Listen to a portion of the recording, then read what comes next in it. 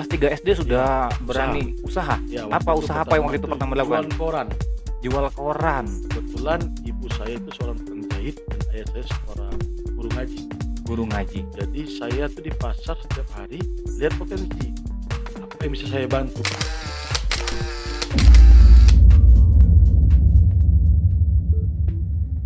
Halo Sobat Catatan Jurnalis, terima kasih udah mampir lagi di channel ini. Nah, pandemi memang berpengaruh terhadap perekonomian di Indonesia. Tidak ketinggalan di Sumatera Selatan. Nah, dalam membangkitkan ekonomi saat ini tentunya perlu peran serta dari berbagai pihak. Salah satunya, Himpunan Pengusaha Muda Indonesia Sumatera Selatan. Kita pengen lebih mengulik lebih jauh nih, seperti apa sih peranan HIPMI dalam membangkitkan ekonomi setelah dalam pandemi saat ini. Tamu saya hari ini adalah Bang Hermansyah. Master. Ya, langsung dijawabnya sendiri gitu ya. Iya. Apa kabar Bang Herman? Baik, Pak Desa. Wih, jangan Mas, Pak lah. Emang udah bisa dipanggil Pak sekarang? Oh, jadi apa kance? Ejak baik Pak. Iya, oke. Bang Herman, sekarang sibukannya apa? Ya, kesibukan yang pasti Anda bertugas baru ialah menakodai HIPMI Sumatera Selatan. Ya. Bagaimana bisa mengkoordinasiin pengusaha-pengusaha yang ada di Sumatera Selatan biar bisa menjadi pengusaha yang survive di era pandemi sekarang ini. Kalau kita berbicara soal HIPMI, beberapa menteri kita nih kader HIPMI juga nih kayaknya. Ya, alhamdulillah. Iya, jadi cerita dikit nih dulu nih. Dulu pernah terpikir nggak sih jadi ketua HIPMI Sumatera Selatan seperti sekarang ini? Nah, itu kalau kepikir tidak pernah. Tapi dalam perjalanan usaha kita selalu dibantu dengan yang namanya organisasi besar HIPMI. Dulu itu ya, Dulu. sebelum kita gabung di HIPMI. Ya, belum. Sekitar 2010 waktu itu ketika saya baru mulai usaha di awal-awal 2007 saya kenal di HIPMI. Saya melihat anggota HIPMI itu luar biasa. Wih, Pengusaha yang luar biasa hebat, memang sudah survive. Yang memang saya pikir menjadi role model saya lah untuk menjadi pengusaha.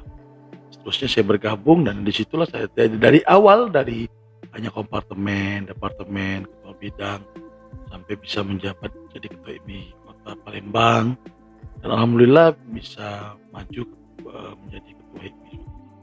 bisa menjadi ketua HIPMI Sumatera Selatan. Nah, tentunya kan ini ada cerita, kita sebalik dong. Waktu masih sekolah, waktu masih kuliah, pernah nggak sih? Ini kan nggak jauh dari bisnis ya, Ya. bisnis perdagangan. Dulu pernah nggak waktu sekolah coba bisnis perdagangan atau seperti apa? Biasanya kan nggak jauh dari situ nih latar belakangnya. Saya ini dilahirkan dari pasar. Weh, Jadi dulu saya tinggal di pasar, namanya Pasar 14 Ilir. Kalau wong Palembang bilang itu pasar kentut. Iya. jadi ini baru mungkin pertama kali nih disebut Pertama kali. Iya. Ya, saya tinggal di kawasan pasar. pasar kentut. Iya. Kenapa sebut kentut? Karena pasarnya nggak lama. Jam 6 buka, 12 tutup. Oh, jadi Hanya berdebis. Jadi jadi berdebis ya. nah, karena di lingkungan pasar itulah saya termotivasi banyak dari teman-teman saya yang walaupun dia masih kecil dia berjualan dan menghasilkan. Nah, di situ saya pertama kali saya berusaha itu kelas 3 SD. Kelas 3 SD sudah Iya, berani usaha. Ya, Apa usaha apa yang waktu itu pertama dilakukan? Jualan koran. Jual koran. Kebetulan ibu saya itu seorang tukang jahit dan ayah saya seorang guru ngaji. Guru ngaji. Jadi saya tuh di pasar setiap hari lihat potensi apa yang bisa saya bantu. Wah, ini pengamat ekonomi, Bro. Iya. Wah, jadi terus gimana? Jadi saya lihat oh di pasar ini banyak kebutuhan. Misalkan dulu kan kita sholat Jumat di Masjid Agung, setiap habis sholat Jumat itu kan dulu koran berserakan. Iya. Jadi kita susun, kita jual ke tukang pecel, kita jual, kalau nggak habis kita jual lagi Jumat depan. Oh. Iya kan? Jadi Iya. jual korannya bukan Iya. jual koran di lampu merah. Enggak. Jadi ini jual koran gratis. Iya. Jadi nggak ada modal, hanya modal kalau nggak malu. Iya. Jadi mulai di situ saya berjalan. Nah, saya kebetulan sekolah masuk ke kelas 6 SD, saya mulai berjualan di Pasar 16 Ilir. Jualan apa pada waktu itu? Macam-macam saya jual mainan anak-anak. Itu pada waktu itu masih sekolah. sekolah. Terbengkalai nggak sekolahnya? Nah, karena sekolah saya kan masuk siang, pagi saya jualan. Kadang-kadang pagi masuk, siang jualan. Jadi memang saya itu alhamdulillah termotivasi eee, karena memang keadaan dulu ekonomi tidak terlalu begitu baik kan. Memang Jadi dituntut berat iya ya. iya, karena tapi kita ini kan dulu itu pengennya banyak, Bos. Orang belum punya sepeda, kita pengen punya sepeda, Weh. ya kan? Orang pengen punya motor, kita pengen punya motor. Jadi tapi kita kan kalau maksain orang tua kan kayaknya berat. Iya. Karena saat itu memang nggak susah. Jadi memang alternatif terakhir ialah Kerja keras. kerja keras, dan saya pikir menjadi pengusaha adalah alternatif pertama saya. Tapi itu masih kelas 6 SD loh. Iya. Iya. Dan itu tetap ada sejarahnya, dan tetap ada orang-orang yang udah tahu saya dari kecil. Saya dulu lama dibeliin janggut sampai saya sekolah. Bahkan saya sekolah pun itu berdagang. Sambil sekolah sambil berdagang. Iya, baik baju sekolahnya, baik saya dulu sempat SMA itu jualan piano keliling. Jualan piano keliling. Nah, Siapa yang beli tuh? Nah, itulah tadi namanya bisnis, ya kan? Iya. Di balik penasaran ada pemasaran, nah, ya kan? Oke, itu catatan teman-teman. Di balik penasaran ada pemasaran. Jadi orang penasaran dengan anak SMA yang sekolah bawa motor, belakangnya ada piano, keliling-keliling ke sekolah-sekolah. Iya. Kan saya dulu di SMA 15 masuk siang. Iya. Jadi pagi itu saya harus jualan. Dan alhamdulillah saya berjualan itu nggak susah. Orang lihat saya, kok anak ini sekolah Sambil jualan. sambil jualan. Dia antara dua, memang mau belanja barang itu atau memang kasihan. Ya kan? Dan akhirnya saya melebihi omset yang punya toko. Gitu ya. Iya, yang toko cuma paling seminggu jual 5, 3, saya bisa 10, 15. Iya. Karena guru-guru. Itu ngambil juga di 16 dengan janggut. Iya, karena bangun kepercayaan. Iya. Saya dulu sekolah dulu bahkan pelanggan saya adalah guru saya. Orang istirahat istilahnya keluar main. Iya, makan siang ya. Makan siang. Saya jualan di ruang guru. Iya. Jual mengkena, jual baju koko. Pokoknya saya jadiin itu bisnis. Jadiin bisnis. Karena bagi saya kemampuan selain berdagang tidak ada. Dan pelajaran di pasar menghantarkan saya, kalau kamu mau pengen dapat uang cepat, itu bisnis. Bisnis. Ya, karena kita juga di situ kan di kampung banyak kita ikut pengajian juga, bahwa perniagaan adalah salah satu pilihan Rasulullah. Iya. Dan keberkahan dalam perniagaan itu 90% Allah akan ikut campur, 100% Allah ikut campur. Jadi waktu itu saya pikir udahlah, saya nggak pernah pikir kerja. Nggak pernah berpikir. Jadi waktu selesai tamat SD tadi, SMP masuk SMA, Iya. itu juga fokus terus berdagang aja terus gitu ya. Tapi saya Udah pernah tamat SMA, udah pernah coba cari kerja atau langsung kuliah seperti apa? waktu itu saya nggak kerja, artinya saya ikut keluarga lah. Tapi balik lagi di bisnis, memang corporate waktu itu saya alhamdulillah rate-nya juga luar biasa. Lebih banyak belajar dari situ ya. Iya, jadi dari era pengusaha yang konvensional menuju era pengusaha yang memang sudah tahu SOP lah. Weh, jadi aturan-aturan berniaga itu seperti apa? Ya, regulasi seperti apa. Iya, udah kelas besar dong seperti. Iya, waktu itu alhamdulillah. Jadi saya kuliah tuh di Muhammadiyah.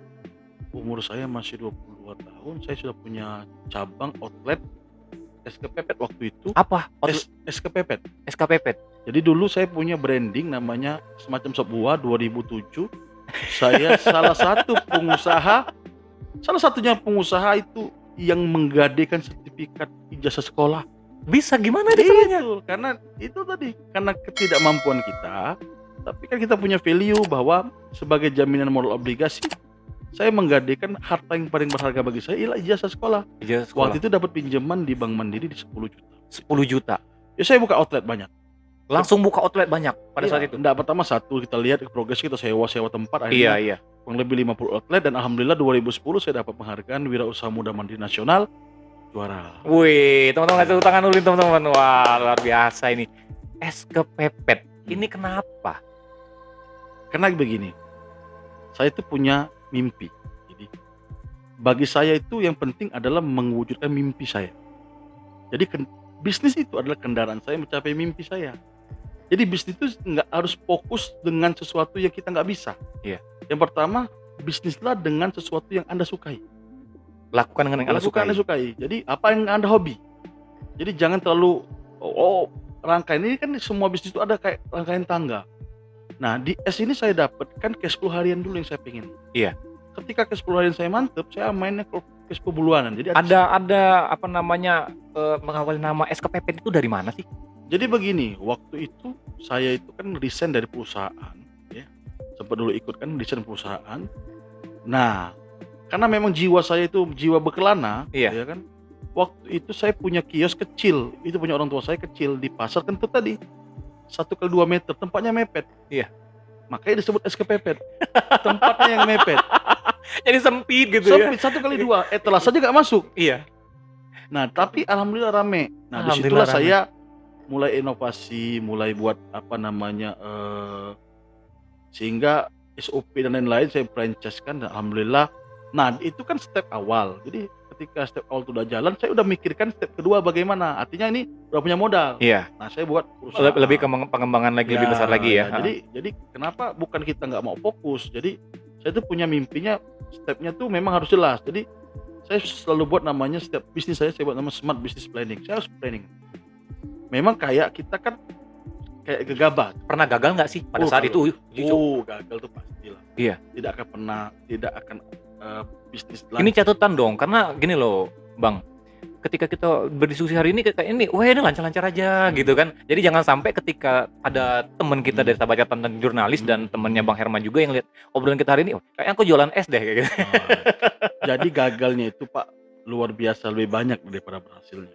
Iya. Ya kan, kita di mana orang tidur, kita melek, kita bangun. Iya. Dulu jam 2 malam saya harus ke Jakabaring Pasar Induk, harus berjualan mengambil buah. Ambil buah. Nah, pernah di suatu titik saya kecelakaan, buah saya jatuh gelinding, hujan deras. Iya. Di situ saya nangis. Bukan nangis karena kita cengeng, tapi kita pikir kok hidup kita nggak bagus banget. Ya Allah, sampai seperti itu. Iya, karena kita bayangin teman kita tidur, kita masih Jaga terjaga. kerja. Kapan nasib ini berubah? Ya kan? Iya kan? Iya, Tapi iya, kan iya. ketika kita melakukan sesuatu ikhlas, kan malam jadi siang, siang jadi malam, gampang bagi Allah.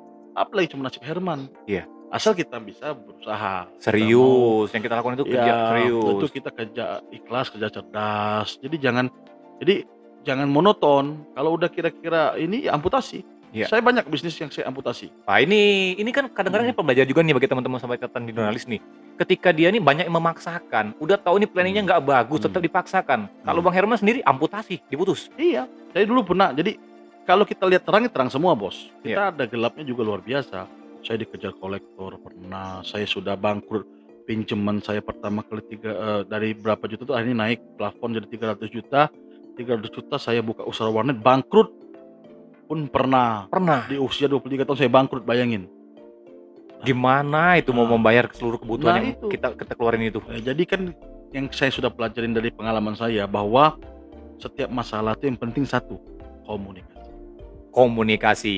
Oke, itu dikit nih teman-teman, kita mengulik sedikit bahwa ini perjalanan dari SD memang sudah berwirausaha nih, memang berlatar belakang sebagai seorang ditempah lah menjadi seorang pebisnis hingga sampai saat ini Bang Herman sebagai Ketua Umum HIPMI Provinsi Sumatera Selatan. Nah, kalau udah di HIPMI ini kan agak-agak berat nih kita. Kita tidak hanya memikirkan kantong kita pribadi, ya kan? Artinya kita memikirkan kantong-kantong Sumatera Selatan sebagai salah satu provinsi. Artinya gini loh, kita bisa membantu, berkontribusi dalam artian kantong kita tadi, berkontribusi untuk provinsi ini. Nah, ini kan menjadi sebuah tantangan nih Bang, ya kan? Pandemi ini luar biasa, merontokkan berbagai subbidang, ya kan? Tidak ketinggalan para usaha. Nah, Bang Herman sendiri ini seperti apa nih melihat langkah-langkah yang akan dilakukan sekarang ini seperti itu? Jadi bisnis itu kan gimana ya? Bisnis itu tuh lentur, Pak. Bisnis itu air. Dia tidak punya warna. Setiap masalah akan ada yang diuntungkan dan ada yang tidak diuntungkan. Catatan nih teman-teman, setiap masalah. Ya. Jadi artinya lihat dari kacamata yang mana dulu. Bagi bisnis-bisnis retail dan lain mungkin aja berimbas, tapi bagi bisnis kesehatan kan untung. Jadi begini, COVID ini mengajarkan kita bahwa tidak ada usaha yang survive, yang memang benar-benar bisa menjamin hidup kita. Jadi usaha itu memang benar-benar harus bentuknya, jangan taruh usaha dalam satu keranjang. Terlalu satu keranjang, artinya kalau pecah, Iya. pecah semua. Pecah semua. Iya kan? Harus Jadi, shaping dong. Shaping. Jadi di sini saya juga ketika saya alhamdulillah dilantik kemarin, saya lihat Sumatera Selatan ini sebagian besar dari sumber daya alamnya itu luar biasa. kita punya mineral yang luar biasa, kita punya perkebunan luar biasa. Nah, di sini dibutuhkan pengusaha-pengusaha yang mau memainkan potensi-potensi daerah, Membuka. Jadi jangan hanya istilahnya terfokus menjadi pengusaha itu harus buka kafe, pengusaha harus kontraktor, pengusaha harus jadi sebenarnya apapun yang ada di Sumatera Selatan ini, ayo pengusaha-pengusaha muda mainkan. Iya. Ini Artinya menjadi sebuah peluang ya. peluang. Iya, ketika kita berinovasi gitu. Bener. Sekarang ini contoh komoditas yang ada sekarang karet. Ini kan kita tinggal jadi pengusaha yang bisa memberikan nilai tambah. Apa dibuat bantal, itu harus punya inovasi. Yang kedua misalkan wallet. Sekarang ada wallet. Itu kan di luar negeri luar biasa mahalnya. Nah, kita anak muda bagaimana mau meriset itu? Ya kan, jangan terlalu fokus misalkan SE semua buka. Iya. Atau kafe-kafe semua. Yang ngopi banyak. Sekarang banyak lagi buka toko kopi daripada yang ngopi. Ya kan? Betul. Nah, artinya carilah bisnis di mana masa mengarah, kita pertama kali datang. Ya kan? Jadi kita harus lihat potensi yang akan datang itu apa. Sekarang kesehatan, coba lihat apa yang bisa kita gali. Jadi pengusaha itu harus fleksibel. Jadi dia nggak bisa, artinya dengan COVID ini memang semua akan berdampak. Tapi balik lagi ke kita harus menjadi pemuda yang kreatif. Ya kan? Iya. Oke. Bang Herman, nih lebih lanjut lagi nih. Kita agak lebih mengupas tentang HIPMI nih. Ya, setelah dilantik sekarang menjadi Ketua HIPMI Provinsi Sumatera Selatan, tentunya memiliki program kerja dong. Ya. Nah, teman-teman sahabat catatan jurnalis juga pengen tahu program kerja HIPMI ini apa nih Sumatera Selatan nih. Jadi ketika saya dilantik ini kan kita ada RPBL juga, rapat badan lengkap. Jadi kita membagi 3 bidang besar yang kita akan 3 bidang besar. Ya, jadi kita bisa 3 visi lah yang kita akan lihat. Pertama yang memang kita harus gerakan di matching. Ini kita akan adakan dalam waktu dekat ini matching dengan Jawa Timur. Matching dengan Jawa Timur. Apa itu program apa yang kita Jadi lakukan? program kita sebagai yang punya sumber daya alam yang luar biasa akan mengajak investor bahkan rekanan yang ada di Jawa Timur untuk berinvestasi di Sumatera. Berinvestasi di Sumatera Selatan. Ya. Iya. Bahkan kemarin kita baru kunjungan dari Dubai Expo. Kita juga melakukan hubungan ke beberapa negara. Kebetulan Dubai sebagai trading beberapa negara. Ada beberapa sektor kreatif kita yang memang bisa kita jual. Berpeluang maju di sektor situ ya. Iya. Jadi artinya banyak potensi yang bisa mainkan. Itu di sisi matching bisnis. Yang kedua, nggak usah jauh-jauh, kita di edukasi. Edukasi sesuai dengan arahan Pak Presiden. Pak Presiden Jokowi itu merupakan kader HIPMI. Jadi Presiden Kader Jokowi itu, HIPMI iya, dia ketua BPC IMI Solo waktu itu. Oh, waduh, ini terbuka nih Pak Presiden. Iya. Jadi dari Pak Presiden sampai ke menterinya itu ternyata kader-kader HIPMI. Ya kita doakanlah semoga ke depan karirnya Bang Herman juga searah dengan karir-karir Presiden dan menteri-menteri yang ada saat ini. Gitu. Oke, lanjut Bang. Kedua. Nah, yang kedua itu edukasi. Nah, sekarang ini dengan bonus demografi yang ada ini, Iya. bagaimana kita bisa membackup para pemuda-pemuda yang kelebihan ini. Sekarang kan usia produktif lebih banyak daripada usia non produktif. Iya, udah 51% lebih ini Nah, emang. sekarang anak muda ini kalau enggak kita masukin ke menjadi kader-kader entrepreneur akan gimana? Bisa rusak dengan narkoba, bisa rusak dengan lain. Jadi peran HIPMI di sini pertama kali kita menularkan virus, tapi bukan virus corona. Ya kan? Virus apa? Entrepreneur. Virus entrepreneur, virus wirausaha. Jadi kita menjadi pengusaha bukan menjadi pilihan terakhir, tapi menjadi pengusaha adalah pilihan pertama. Pilihan pertama. Nah, itu yang kita harus edukasi di sekolah-sekolah, edukasi di kampus-kampus. Makanya kita akan bentuk IMIPT, perguruan tinggi. Fungsinya apa? Biar akan lebih banyak pengusaha-pengusahanya yang ada di Sumatera Selatan. Iya. Yang akan bermain di beberapa sektor. Banyak sekali. Semua bisa main. Artinya ketika mereka sudah lulus dari perguruan tinggi atau dari kader-kader HIPMI ini, dia bukan sibuk mencari kerja, tapi dia buka peluang pekerjaan. Dia membuka lowongan pekerjaan. Itulah akan besar manfaatnya bagi pemuda-pemuda yang memang secara finansial dia melek. Iya. Dia bisa bantu keluarga, bisa yang lain-lain. Nah, sekarang ini bukan anak-anak muda sekarang ini mungkin mereka belum tersosialisasi. Inilah tujuan kami untuk membuat mereka tersosialisasi sehingga mereka. Artinya kemajuan ini peningkatan dari sektor sumber daya manusianya yang paling penting. Benar. Sekarang kan dunia tidak butuh orang yang bisa semua. Iya. Dunia butuh orang spesifik. Iya kan? Lo nyelam laut bisa ngebor di laut tapi spesifik gitu. Dibanding lo banjak genteng bisa, tapi nanggung ilmunya. Iya. Jadi dunia itu butuh orang yang spesifik. Jadi sekarang tujuan kita bagaimana setiap anak-anak Sumatera Selatan itu punya usaha. Dengan paling kecil dia punya usaha di smartphone-nya. Dengan pola Iya. mungkin bisa dengan Era digital iya, apalagi saat ini ya. aduh itu peluang besar. Dengan dia dropshipping, misalkan dia bisa juga bisnis-bisnis yang bentuknya online, jual langsung, ya sekarang kan banyak COD COD seperti ya. ya. Sekarang nih bahkan 10 terkaya di dunia sekarang semuanya lari dari startup. Lari di startup. Ya, dari startup. Dari startup. Itu baru 2 itu tadi. Katanya tadi ada 3. 3, satu Nah. lagi sosial. Sosial. Bagaimana kita bisa mempunyai pengusaha-pengusaha yang berakhlak. Ya, pengusaha yang mau berbakti. Pengusaha yang mau berbagi. Jadi kita punya pilar bagaimana kita lagi buat namanya koperasi HIPMI itu akan akhirnya memberikan bantuan sebagai wakaf produktif. Wakaf produktif. Berbentuk usaha kepada teman-teman. Iya. Jadi ada social planner-nya juga. Jadi pengusaha itu kita yakini ketika kita berbagi itu usaha akan lancar. Insya Allah rezeki pun banyak. Wah. Jadi 3 pilar itu menurut aku sudah cukup ideal untuk sekarang ini. Jadi dari matching, dari yang punya usaha sagu, Iya. punya toko pempek, punya ikan, dia punya buat pempek, ya buatlah toko pempek. Dikolaborasikan. Ya kan? Iya. Nah, sampai dia edukasi, bagaimana kita memberikan edukasi. Iya. Tadi udah cukup. Lebih kepada peningkatan sumber daya manusianya ya. Iya. Itu sosial. Ke sosial. Nah, ngomong-ngomong soal HIPMI ini sebenarnya mau jadi kader HIPMI ini susah nggak sih? Oh, enggak. Deket dong biar kedengaran nih, ini agak spesial nih ke teman-teman sahabat jurnalis nih. Menjadi anggota agak ada ke situ Ketum. Iya, menjadi anggota HIPMI ini nggak susah. Yang pertama memang secara standar SOP ADRT kita harus memiliki badan usaha. Tapi nggak masalah. Badan usaha yang maksudnya legal standing-nya legal jelas. standing ya, Iya. PT, CV, Yayasan dan koperasi. Ya. Dan bagi yang belum mungkin bisa bergabung di HIPMI partisipan. Kita akan buat namanya HIPMI inkubasi. Jadi teman-teman yang belum usaha itu ikut program HIPMI ke depan nanti sehingga dia bisa memiliki usaha dan memiliki legalitas. Jadi tidak apa-apa Kita lakukan pembinaan dulu ya, kita jadiin kader kita pembinaan. Makanya kita ajak sebagai juga pemerintah di sini alhamdulillah. Itu baru mau saya tanya tadi. Supportnya luar biasa juga. Iya. Nah, jadi belum baru dijawab sedikit ini. Dari pemerintah sendiri nih, khususnya kan mitra kerja kita lebih kepada pemerintah Provinsi Sumatera Selatan. Dalam mendukung 3 program kerja tadi, ini gimana nih dari pemerintah?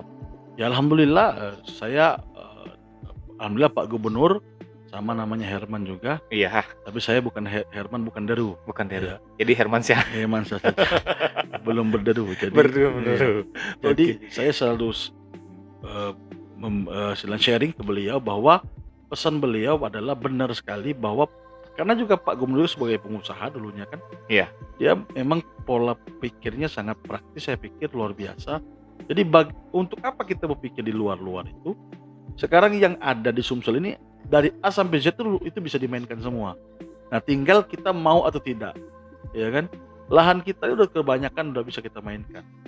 Jadi potensi baik perkebunan, pertanian, baik kita di agro dan lain-lain itu bisa kita mainkan. Jadi pengusaha jangan monoton. Makanya di HIPMI sekarang ini kita meningkatkan karena kita UMKM untuk UMKM. Untuk UMKM. Iya. Oke, satu lagi nih, Bang. Ini satu lagi nih. Harapan kita nih kepada generasi muda yang saat ini belum melek entrepreneur nih. Ini salah satu upaya tantangan kita juga loh sebenarnya. Ya kan saat ini untuk menjadi seorang entrepreneur ini butuh butuh partisipan dari kayak kita gini ya kan. Bang Herman sebagai ketua HIPMI ini tantangannya ini bagaimana harapan kepada generasi milenial yang mungkin berkesempatan melihat obrolan kita hari ini. Jadi para generasi muda milenial sekarang di Sumatera Selatan, ambillah resiko.